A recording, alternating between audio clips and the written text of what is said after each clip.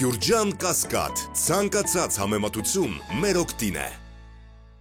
Հայաստանի Հանրապետության բանակը հրադադարի ռեժիմի խախտման պատճառ կամ հրահանգ չունի։ Պաշտոնական Երևանն արդեն վարչապետի աշխատակազմի մակարդակով է պատասխանում ադրբեջանական ստերին, որ 3 օր է անընդմեջ տարածում են, թե հայկական կողմը կրակ է բացել սահմանին։ Տարածած հաղորդագրության մեջ ոչ միայն հերքում կա, այլ նաև վերահաստատում, թե ուժի մեջ է հրադադարի ռեժիմի խախտման դեպքերի եւ նման տեղեկությունների հետաքննության Հայաստան-Ադրբեջան համատեղ մեխանիզմ ստեղծելու մասին հայկական առաջարկը։ Բայց քաղաքագետը հերկման մասին այս հայտարարության մեկ այլ հատվածի վրա է ուշադրություն հրավիրում, որտեղ Երևանը Բաքվին հիշեցնում է, թե պատրաստ ենք ճանապարհ տալ։ Անհրաժեշտ ենք համարում արձանագրել նաև, որ 2025 թվականի հունվարին Հայաստանի Հանրապետությունը գրավոր կերպով Ադրբեջանի Հանրապետությանն է փոխանցել Ադրբեջանի արևմտյան շրջաններից Հայաստանի Հանրապետության տարածքով դեպի Նախիջևանի ինքնավար հանրապետություն հակառակ ուղղությամբ եւ դեպի երրորդ երկրներ եւ Հայաստանի Հանրապետության հյուսիս-արևմտյան շրջաններից Ադրբեջանի տարածքով դեպի Հայաստանի հարավային հատված հակառակ ուղղությամբ եւ դեպի երրորդ երկրներ երկաթուղային բեռնափոխադրումների խնդրի լուծման առաջարկ, ինչպես նաև սպառազինությունների փոխադարձ վերահսկման երկկողմ մեխանիզմի ստեղծման մասին առաջարկ եւ սպասում է Ադրբեջանի դրական արձագանքին։ Քաղաքագետն ասում է, եթե հայկական կողմը էսկալացիայի նախապատրաստման վտանգ չտեսներ, ապա կբավարարվեր միայն պաշտպանության նախարարության հերքումներով, բայց այս դեպքում ունենք ոչ միայն հերքում վարչապետի աշխատակազմից, այլ նաև այսպես ասենք ակնարկ, թե ինչով կարող է պայմանավորված լինել ադրբեջանական սադրանքը։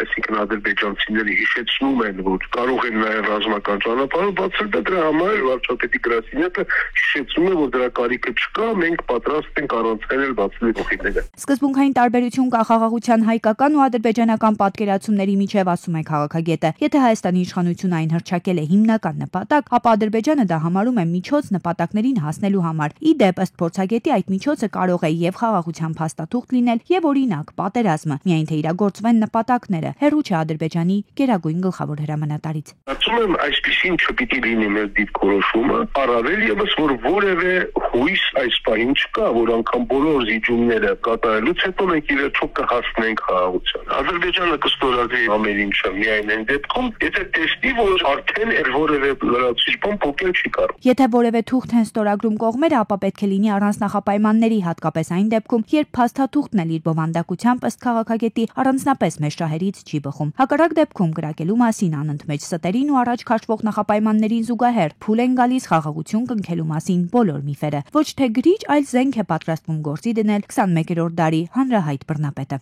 Բաքուն արձագանքել է Փաշինյանի գրասենյակի հայտարարությանը, որում Երևանը կոչ է արել համատեղ հետաքննություն անցկացնել առաջնագծում կրակոցների մասին հաղորդագրությունների վերաբերյալ եւ խնդրել է Ադրբեջանին տրամադրել խախտումների վերաբերյալ իր ձեռքի տակ եղած փաստերը։ Ադրբեջանի ԱԳՆ-ն այս կոչն անվանել է իրականության խեղաթյուրում կրկին անդրադառնալով Հայաստանի լայնածավալ ռազմականացմանը, այդ թվում սահմանամերձ շրջաններում հարձակողական զինատեսակների տեղակայմանը։ Երևանը բարի կամք դրսևորելու եւ սադրանքները դադարեցնելու փոխարեն վերացական եւ գործնականում անհնարին առաջարկներ է անում, ասում են Բաքվից։ Ադրբեջանը երկարաձգում է կարանտինի ժամկետը մինչև 2025 թվականի հուլիսի 1-ը։ Հիշեցնենք, արդեն 5 տարի է 2020 թվականից Ադրբեջանը փակ է պահում իր ցամաքային սահմանները բոլոր հարևանների հետ։ Բաքվի թուրք եղբայրները գոհ են խաղաղության համաձայնագրի տեքստի վերաբերյալ Ադրբեջանի եւ Հայաստանի միջև ձեռք բերված համաձայնությունից։ Թուրքիայի իշխող Արդարություն եւ զարգացում կուսակցությունից Օմեր Չելիք անունով միջինովնիկ փափուկ դիվանագիտական խաղ է անում շոյում կողմերին, թե լավ գործընթաց են սկսել, միևնույն ժամանակ ընդգծելով Երևանի կողմից Բաքվի պահանջների կատարման կարեւորությունը, ձևակերպելով հայ-թուրքական հարաբերությունների կարգավորմանը նոր թափ հաղորդելու համար։ Մի կողմից շանտաժ է անում, մյուս կողմից լեգիտիմացնում ադրբեջանական անհիմն պահանջները։ Հայաստանի համար կարևոր կլինի փոխել որոշ օրենքներ կամ սահմանադրական հոդվածներ, որոնք ուղղված են Ադրբեջանի դեմ։ Ժամանակն է լուծարել ԵԱՀԿ Մինսկի խումբը, նրանք այլևս անելիք չունեն, նրանք չեն նպաստել խնդրի լուծմանը։ Երբ սրանք տեղի ունենան, Թուրքիա-Հայաստան հարաբերությունների կարգավորման գործընթացը նոր թափ կստանա։ Ուղիղ են ասում, բավարարեցիք մեր ադրբեջանցի եղբայրների ախորժակը, մենք էլ մեր հերթին կսկսենք երկխոսել։ Աշխարհի շատ երկրներ արձագանքեցին Երևան-Բաքու գործընթացին, բայց միայն Թուրքիան ասաց, թե պիտի նախապայմաններն էլ Հայաստանը կատարի ու այդպիսով կողմերը հասնեն խաղաղության պայմանագրի ստորագրմանը։ Թուրքագետն ասում է, այս իմաստով նոր բան չկա։ Թուրքիան իր եղբայրական պարտքն է կատարում Ադրբեջանի նկատմամբ։ Նույնն է նրանց տարածաշրջանային ձգտումները, հատկապես Միջանցք կոչվածի հարցում, թեև Անկարան կրակի վրա յուղ է լցնում, բայց կուլիսներից խաղում է։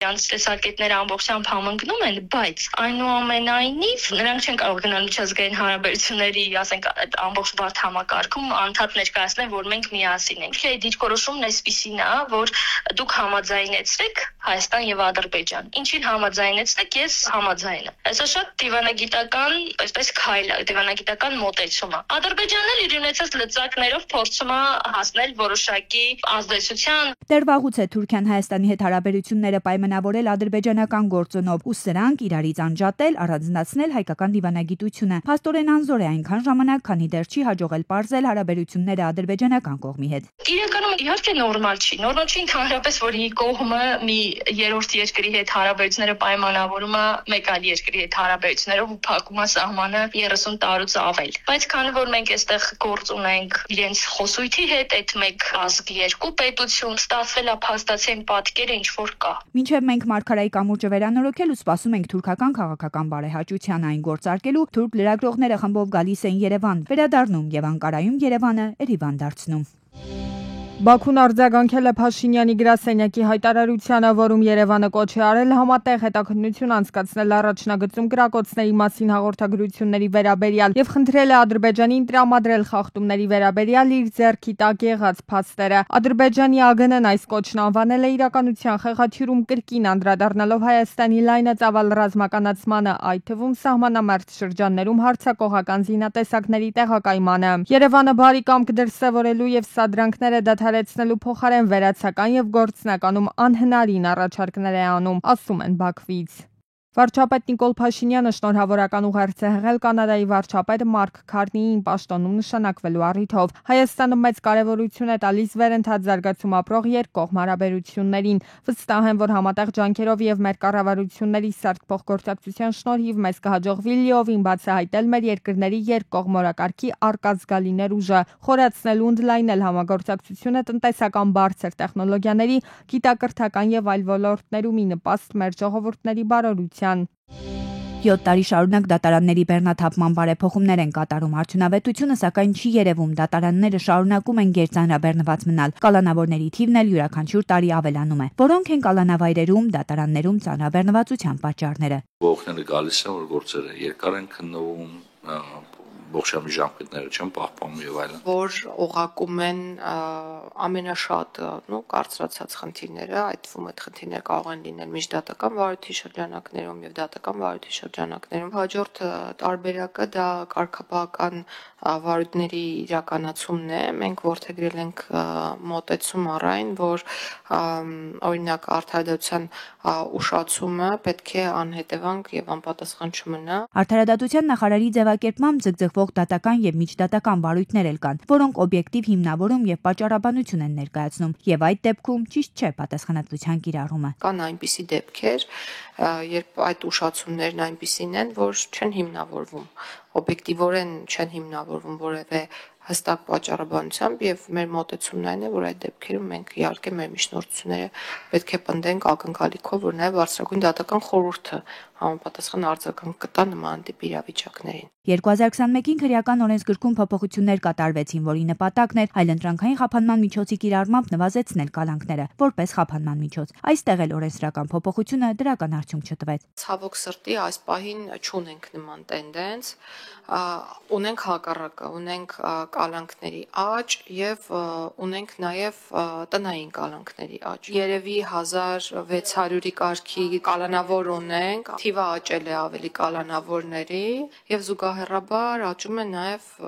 այն անձանց թիվը, որոնց նկատմամբ խափամիջոցը ընտրվում է տնային կալանքը կամ վարչական վերահսկողությունը։ Ինչ վիճակում են այսօր կալանավայրերում գտնվողները եւ ընդհանրապես ինչպիսին են բանտային պայմանները հանրապետությունում։ Գալյանն այստեղ էլ բարելավման շարունակական ընթացքի մասին է խոսում, նշելով, թե քրեակատարողականներում պահվող անձինք գոհ են, իսկ եթե կալանավորները բարեխիղճ պահվածք են ունենում, պատժից ազատման մեթոդներ են կիրառվում։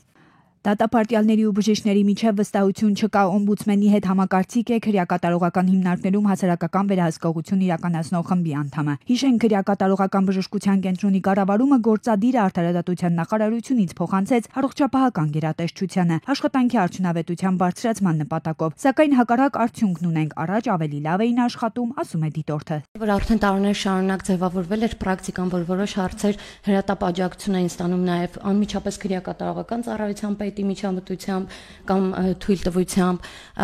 արդեն նշված պրակտիկայից կտրուկ անցումը առողջապահության նախարարության համակարգ եւ դատապարտյալների շրջանում է անհարմարություններ առաջացրել եւ դժգոհություններ եւ ինչ ոչ նաև բուժազնակազմի մոտ, որոնց մոտ արկա է արդեն համագործակցության խնդիր քրեակատարողական հիմնարկների հետ։ Ավելացել են նաև դատապարտյալների ահազանգերը, համապատասխան դեղամիջոցները չեն ստանում։ Քրեակատարողական բժշկության կենտրոնի պաշտոնյան պարզաբանում է, վերջիններս ընդհանրապես պահանջում են ստանալ համապատասխան անվանումով դեղը, որը բժիշկն է նշանակում, մինչդեռ փոխարինիչները հենց օրենքի պահանջով են ձեռք բերում։ Տենդերը ներկայացվում է դեղ անունով, այսինքն ազդող նյութի անունով, ոչ թե կոնկրետ ֆիրմային անունով։ Չկա ազատազրկված անձ, որ դեղի ստանալու խնդիր ունենա։ Ուրիշ բան, որ մենք ունենք ազատազրկված անձինք, որ հրաժարվում են մեր կողմից տրված ջեներիկից, այսպես ասած, ուզում են հենց կոնկրետ ֆիրմային դեղը։ Ազատությունից զրկվածները պետության տված դեղամիջոցներից հրաժարվելու դեպքում իրավունք ունեն նաև սեփական միջոցներով համապատասխան դեղերը ձեռք բերել, սակայն պաշտոնական տվյալներով նրանց թիվը 10% էլ չի կազմում։ Միգուցե իր բժշկական գիտելիքներով չի ընկալում, որ դեղանյութը ամեն դեպքում նույնն է, ազդեցությունն էլ հավանաբար նույնն է։ Գոնե հիվանդանոցներին ուրեմն տրամադրվի այն ցանկը եւ այն դեղորայքի տեսականին, որը իրականում ՊՕԱԿ-ը ունի արկա պայմաններն, որպեսզի դատապարտյալին մոտ նույնպես այդ տարընկալումը չլինի։ ՊՕԱԿ-ը անընդհատ process է տենդերով գնումների անելու, ամեն գնումների գործընթացում նույն ազդողնյութով մեկ այլ դեղորայք կարող է մասնակցի մրցույթին ու մեկ այլ դեղորայք, մեկ այլ ֆիրմա հաղթի։ 8 քրեակատարողական հիմնարկում ի դեպ հեպատիտ C չկա, իսկ ընդհանուր առմամբ հիվանդությունների տարածումը եւ վիճակագրությունը ազատությունից զրկվածների պահման վայրերում բուժօգնության կազմակերպման պաշտոնյայի տեղեկացմամբ նույն պատկերն ունի, ինչ մեր հասարակությունում՝ սիրտանոթային հիվանդություններ, քաղցկեղ։ Միջազգային առևտրային հարաբերությունների աճող լարվածությունն ու աշխարհաքաղաքական խնդիրները իրենց տնտեսական հետևանքներն են ունեցել Հայաստանի ու մեր գործընկեր երկրների վրա։ Հայաստանի Հանրապետության կենտրոնական բանկը հավանական է համարում, որ առաջատար երկրները դեռևս կպահպանեն դրամավարկային խիստ քաղաքականությունը, ուստի Հայաստանի տնտեսության վրա արտաքին թույլ ազդեցություններ նկատելի կլինեն։ Հաշվի առնելով աշխարհաքաղաքական ու դրամավարկային նման պայմանները, գլխավոր դրամատունը որոշել է անփոփոխ թողնել վերաֆինանսավորման տոկոսադրույքը, այն սահմանելով 6.75%։ Կախված հետագա զարգացումներից որոշումները կլինեն adekvat, կարևորը գնաճը պահպանվի 3%-ի սահմաններում։ Մարտի 5-ին Հայաստանի Հանրապետությունը միջազգային կապիտալի շուկայում հաջողությամբ տեղաբաշխեց $750 միլիոն ծավալով 10 տարի մանրաժամկետով եվրապարտատոմսեր, 7.1% եկամտաբերությամբ։ Կենտրոնական բանկի նախագահից հետաքրքրվում են, պարզ ասած, նման տոկոսադրույքը լավ է թե վատ։ Բնականաբար գիտեք, որ կա risk-free տոկոսադրույք, այսինքն ռիսկից զատ տոկոսադրույքը, դա Ամերիկայի նույն ժամկետայնությամբ 10 տարանոց պարտատոմսերի եկամտաբերությունն է, որը այս պահին ճշգրիտ երևի չեմ ասի, բայց 4.3-ի մոտ է։ Այսինքն ամերիկյան պետությունը, Ամերիկայի պետությունը 10 տարանոց պարտքը շուկայից վերցնում է 4.3%-ով տարեկան։ Հայաստանի կառավարությունը այդ պարտքը վերցնում է 7.1-ով, տարբերությունը 2.8% է, որը վերջին ժամանակում դիտված այդ սպրեդի նորմալ չափն է։ Հենց որ այդտեղ որևէ ինչ-որ արտառոց բան չեմ տեսնում։ Բանկերը չեն արձագանքում, թե դանդաղ են արձագանքում կենտրոնական բանկի որոշումներին։ 2023-ի հունիսից երկրի գլխավոր դրամատունը պարբերաբար իջեցրել է վարկերի տոկոսադրույքները, այնինչ առևտրային բանկերում վարկերի տոկոսները շարունակում են բարձր մնալ։ Այսպես մինչև 1 տարի տևողությամբ վարկերի տոկոսները 13.88 են, 1 տարուց ավելի ժամկետով վարկերի դեպքում 15.27։ Աճում են այն տիպի վարկերը, օրինակ սպառողական վարկերը, որոնց տոկոսադրույքները ավելի բարձր են։ Ու քանի որ այդ տիպի վարկերը Հայաստանում տրվում են հայկական դրամով, վերջին մեր օրենսդրական փոփոխությունների արդյունքում բնականաբար միջին կշռված տոկոսադրույքը գնում է վերևի ուղղությամբ։ Ստացվում է, վարկերի դեպքում պահանջարկն է ձևավորում առաջարկային, բայց որ Կենտրոնական բանկի նախագահը հնարավոր է համարում, որ վարկերի տոկոսադրույքները կնվազեն, բայց միայն այն դեպքում, եթե քաղաքացիների եկամուտն էլ նվազի ու վարկ վերցնելու հետագայում էլ այն մարելու հնարավորություն չունենան։ Մարտին Գալստյանը սակայն նման սցենարը ցանկալի չի համարում։ Միացյալ Նահանգները Ռուսաստանի Դաշնություն վերսկսված բանակցությունների ֆոնին ռուբլին բարելավում է իր դիրքը, փոխարժեքը բարձրացել է, փոխարենը դոլարն է անկում գրանցել։ Շուկայում ռուբլու եւ դոլարի զարգացման ուղեգիծը դեռևս անորոշ է։ Շատ բաներ կախված են նրանից, թե ինչ որոշումներ կկայացնի էքսցենտրիկ Թրամփը օվկիանոսից այն կողմ։ Մարտի 17-ին սպանություն է տեղի ունեցել մայրաքաղաքում։ Քանաքեր-Զեյթուն վարչական շրջանի Լեպսյուսի փողոցի 19 շենքի տարածքում գտնվող զրուցարանից շտապօգնության բժիշկների հերթապահ խումբը Միքայելյան վիրաբուժական ինստիտուտ է տեղափոխել 2 քաղաքացու։ Նրանցից մեկը մահացած է եղել, մյուսը վիրավոր է։ Դեպքի վայր են ժամանել քրեական ոստիկանության գլխավոր վարչության ծառայողները, վարչության պետի տեղակալ Վահե Մուշեղյանի գլխավորությամբ, ժամանել են նաև Երևանի քրեական վարչության ծառայողները, վարչության պետ Հայկ Հարությունյանի գլխավորությամբ։ Տարածքը ոստիկանության բարեկային ծառայության Երևան քաղաքի գնդի 3-րդ գումարտակի 2-րդ վաշտի բարեկներն են սահմանազատել։ Դեպքի վայրում հայտնաբերվել են առնանման հետքեր ու հագուստ։ Դեպքի վայրի համարյա մի քանի մետր այն կողմ դպրոց կա։ Սպանության հատկանիշներով նախաձեռնվել է քրեական վարույթ, իրավապահներն էլ ձեռնարկում են անհրաժեշտ միջոցառումները մասնակիցներին ու հանցագործության գործի կառարկան հայտնաբերելու ուղղությամբ։ Նախաքննության շահերից ելնելով այլ մանրամասներ չեն նշվում։ Մարտի 18-ին ողբերգական վթար է տեղի ունեցել Արագածոտնի մարզում։ Արտենի Արագածավան ճանապարհին փախվել են 24-ամյա Հակոբի Օփելը եւ 40-ամյա Էդուարդի Նիսանը։ Երկու վարորդներն ու Նիսանի 42-ամյա ուղևորուհի Քրիստինեն եւ 9-ամսական Մարլենը տեղում մահացել են։ Ժամանել էին ոստիկանության բարեկային ծառայության պետ Արթուր Խուդինյանը, ոստիկանության բարեկային ծառայության Արագածոտնի մարզի գումարտակի բարեկները, փրկարար ծառայության Թալինի շերջ փրկարարական ջոկատի փրկարարները։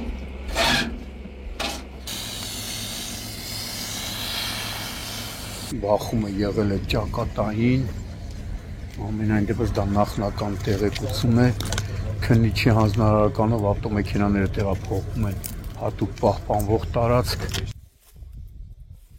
Մարտի 18-ին ողբերգական վթար է տեղի ունեցել նաև Արարատի մարզում։ Երևան-Մեղրի ճանապարհին բախվել են Շկոդան ու Գազ 5310-ը։ Հարվածի հետևանքով վերջինն անցել է երկաթե արգելապատնեշի վրայով, հայտնվել Ձորակում, իսկ Շկոդան բախվել է բաժանարար գոտում տեղադրված երկաթե արգելապատնեշին։ 1 հոգի տեղում մահացել է, 2 հոգի տարբեր աստիճանի վնասվածքներով տեղափոխվել են Արարատ բժշկական կենտրոն։ Վիրավորներին առաջին օգնության են հասել քաղաքացիները, օպերատիվորեն ժամանած փրկարար ծառայության Արարատի շերջ փրկարարական ջոկատի փրկարարները։ Օպերատիվ են գործել նաև շտապօգնության բժիշկների հերթապահ խումբը, ոստիկանության բարեկային ծառայության Արարատի մարզի գումարտակի 2-րդ վաշտի բարեկները։ Դեպքի վայրում զննություն է կատարում Հայաստանի քննչական կոմիտեի Արարատի մարզային քննչական վարչության վեդի քննչական բաժնի քննիչը, ում կողմից նախաձեռնվել է քրեական վարույթ։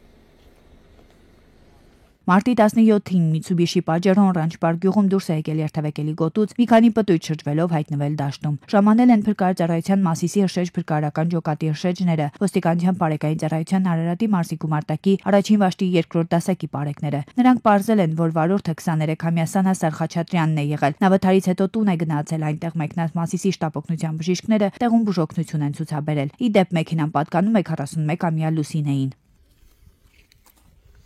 Դեպքի փաստով բարեկային ծառայության Արարատի մարզի գումարտակում փաստաթղթեր են ձևակերպվում։ Իմ տեղեկություններով նաև ավտոմեքենան պատկանում է ուրիշի, կին է սեփականատերը, իսկ վիրավորը վարորդը նրա մոտ է աշխատում անասնագոմում եւ ավտոմեքենան թե ինչ հանգամանքներում է հայտնվել նրա աշխատակցի մոտ, դա Արարատի մարզի գումարտակի բարեկները արդեն պարզում են։ Դարձյալ մարտի 17-ին 24-ամյա Արմենը Subaru-ով Իսակովի պողոտայում բախվել է երկաթե Էլեկտրասյանը, մասամբ հայտնվել երթևեկելի գոտում։ Օպերատիվ են գործել ոստիկանության բարեկային ծառայության Երևան քաղաքի գնդի առաջին գումարտակի 3-րդ վաշտի բարեկները։ Նախնական տեղեկություններով վթարի պատճառը եղել է տեխնիկական խնդիրը։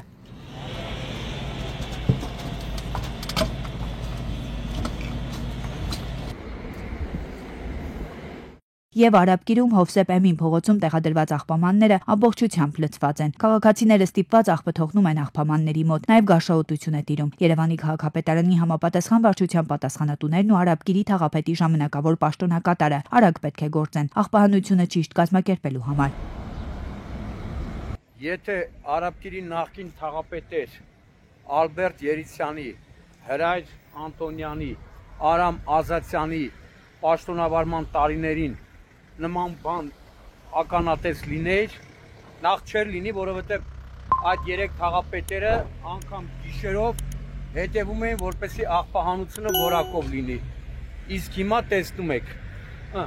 այս աղբը կարող է քամին բերի ու շպրտի այս հատվածում։